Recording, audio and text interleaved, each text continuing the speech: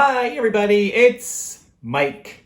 Guess you can say this is part 2 of how to test a radio, car radio without the car. I figured I would come across this eventually. This huge thing is a Honda car radio, and I knew I was going to be in trouble. I thought I was going to be in trouble because right here it says anti-theft, and from watching other people I know that when you disconnect the car battery or disconnect the radio from the car battery, it usually triggers the anti-theft so nobody can steal your radio and then use it.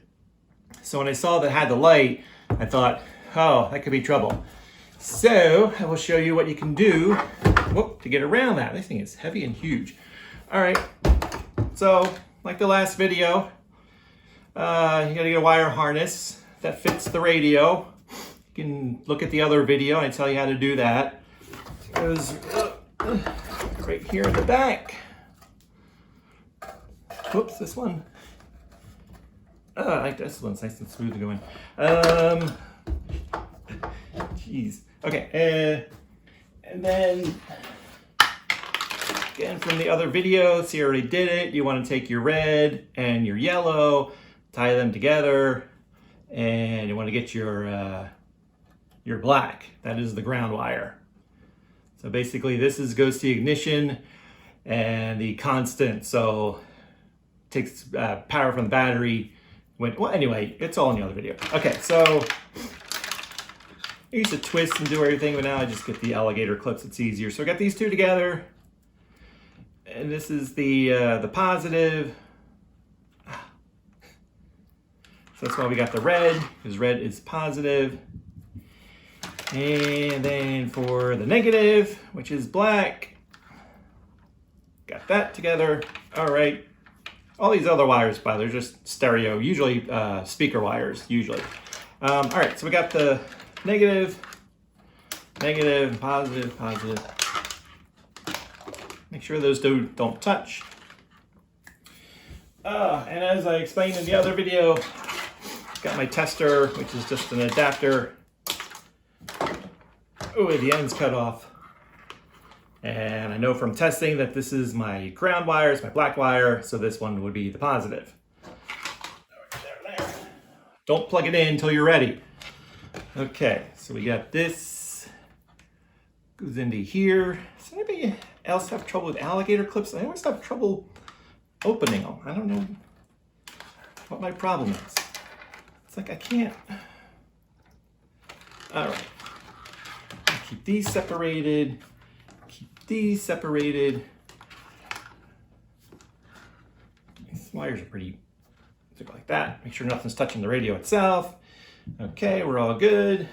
Plug in the adapter into an outlet. And it's making noises. But you can see the anti-theft light is blinking, which means I can't do anything. So if you want to try to see if there's any CDs in there, you go eject or load. All right, hold on. There we go. Try power on at the enter code line. It wants the code that came with the radio when you bought it at the dealer. So what do we do? Well, if you had the car and the radio, you could get the serial number. Plug this. You get the serial number from the radio and go to your dealer or call up your dealer and say, hey, I need the code. You need your VIN. You need your vehicle identification number to get it from the dealer. Obviously, we don't have the car, so we don't have a VIN. So what do you do in that case? There are several options. Some that may be legally questionable, so you're on your own, okay? You didn't hear this from me, wink, wink.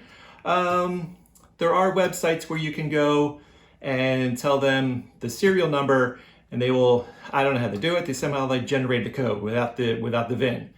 You can get a code that way. There's websites that say, hey, we'll do it for free, but I'm really nervous about doing that. I don't do that. I'm afraid I'll click OK and who knows what'll happen. So I don't bother with those. There is another way though and I'll try to, I'll give you a hint, okay? Go on eBay because there's people that sell codes on eBay, huh? Okay, do you figure that code out? Do you get that hint? It's a couple of dollars, and again, I don't know where they're getting the code. I don't know if it's legal or not. This is all on you. If it's really an FBI sting, you can't come to me and say, this guy's the one that told me to do it. You're on your own, but you can get the code that way. I don't know if there's any other ways. I'm sure there is. I've tried to find other ways and I really can't find it because you don't have the VIN and that's the big secret. So we're stuck right now with this. I have to somehow get the code, which I will, and then we'll pick it up when I get the code. We'll enter it in and see if the radio works. Okay, we're back. I have obtained my code. I'm not gonna say how. We got everything plugged in. We got where it says it's waiting for the code. Making sure none of these wires are touching.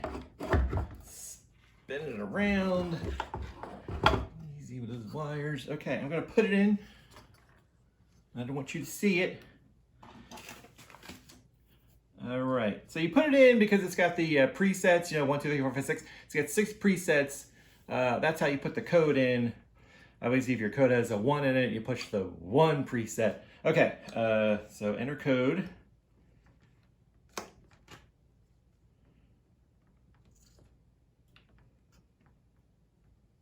I didn't even have to push enter. And that was cool. Easy, don't touch. Bam! We got a working radio. Well, at least we got it working. We got it on. Let's put it that way. Still have to test the CD, and we're going to test the radio and everything. But we got this far, so that is good. I'm going to pause again and reset up stuff so we can test the CD and the radio and all that. Okay. All right. All right, I'm not too sure how much I talked about getting speakers on the other video on how to test a radio. So I'm gonna do it real quick here. So I test a radio. For me, it's not enough to say, oh, it turned on, it's fine, it's working. I like to make sure that everything works, because if I'm gonna sell it, I wanna make sure everything works, because I don't wanna be a person to get a radio and then find out it doesn't work. So what you do is get yourself 2 speakers, any speakers really.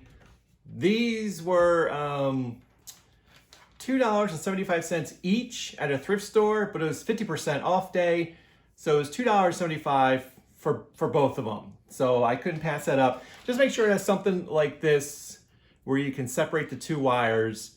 If it comes with one of those RCA plugs, I suppose you just cut that off and then do it, or just somehow just get down to this, okay? And then with all the wires in the back, I don't want to swing the radio around because I already got everything connected and I don't want anything touching. But you look online, or if you bought a harness, they usually give you one of these. Tells you what wire does what. This is kind of the standard, but some people don't follow the standard. So the green wire is usually a speaker wire, but it's not always. Usually, if the people are following the standard, then you can go by that guide. I would assume most car manufacturers, especially today, they all follow the standard, but just make sure that if the little sheet says the green wire is a speaker wire, just make sure that it really is. How do you do that? Well, you could find a wiring diagram, or you can just be really careful when you when you wire up the speakers. Again, these were $2.75 for both, so if for somehow I blow out the speakers, what do I care? So basically, you just take your wires and you hook them up to the speakers, and then boom, you have sound. So I'm gonna do that now. We're gonna pause, and we'll continue in a bit.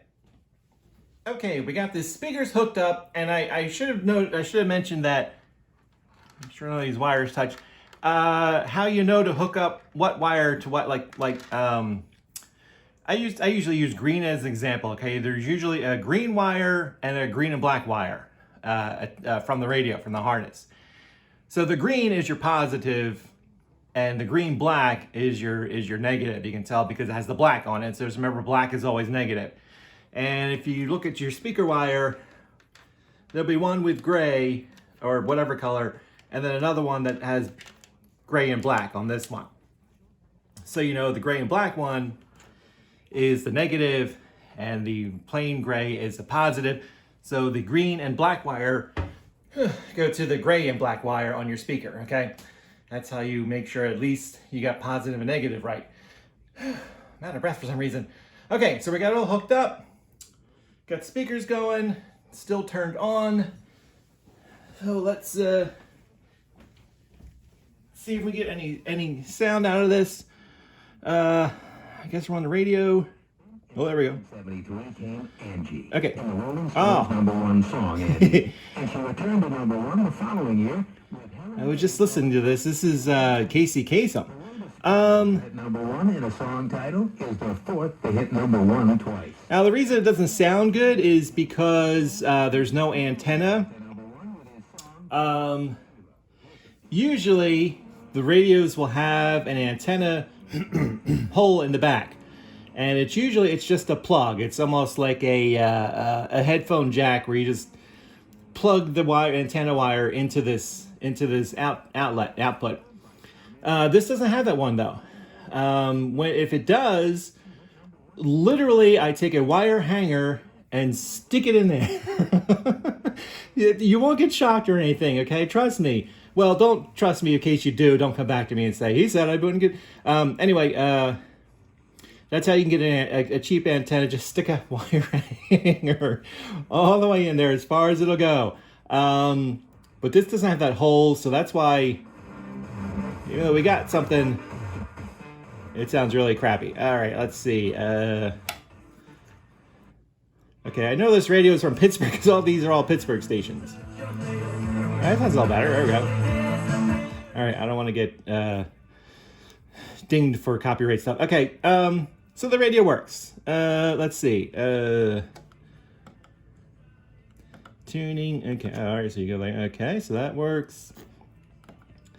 FM2, which probably didn't use. That works. Excuse me. Go to AM. Let's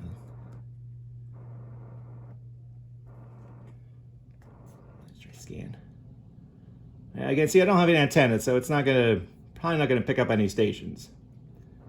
But it works. It's got something, so we'll call that working.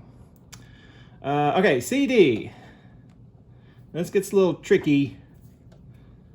6 compact disc changer on this one. What I do is I don't want to lose any CDs that I have in there.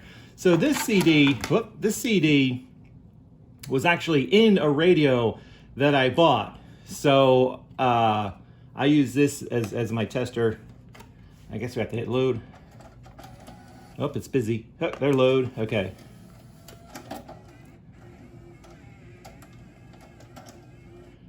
Right, disc read. There we go. Cool. I don't know what song this is. I just used the CD.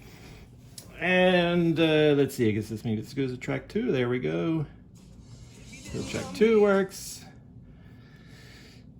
And most likely, I didn't really check the CD, but it's probably either an MP3s on there or it was finalized to be a regular CD, but I'm satisfied it works. Let's see. Has an auxiliary, but I don't see an auxiliary port. So that might, I don't know about that, but all right, so this works. So I suppose I should really put a bunch of CDs in there to make sure the whole thing works. I'll do that later. All right, so press and hold maybe for the clock. No, that just set my radio. Okay, so it doesn't matter. Anything else, we'll all do that later. But yeah, I think it works. We got sound.